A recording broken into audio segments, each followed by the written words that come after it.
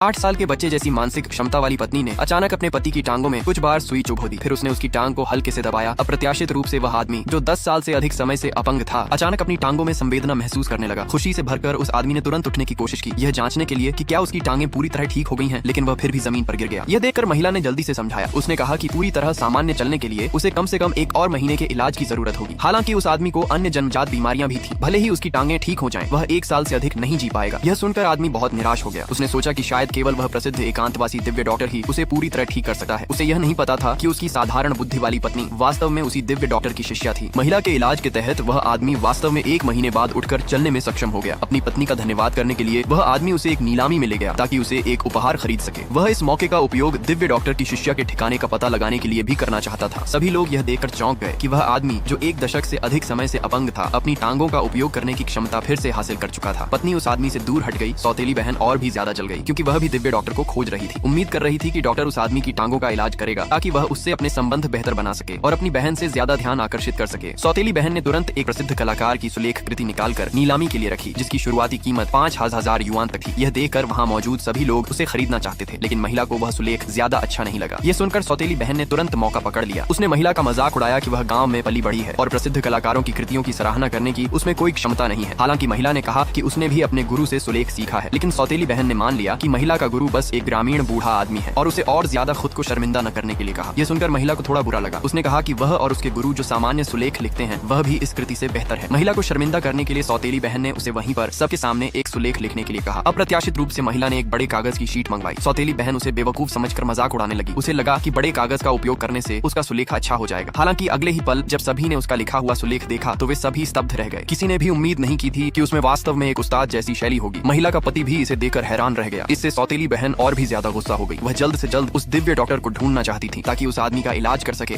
और उससे अपनी नजदीकी बढ़ा सके। लेकिन उसी समय उस आदमी की पुरानी बीमारी अचानक फिर से उभर आई। उसकी दादी ने तुरंत वह दवा निकाल ली जो दिव्य डॉक्टर ने उन्हें पहले दी थी। परिणाम स्वरूप महिला ने तुरंत पहचान लिया कि दवा वाली बोतल उसके गुरु की थी।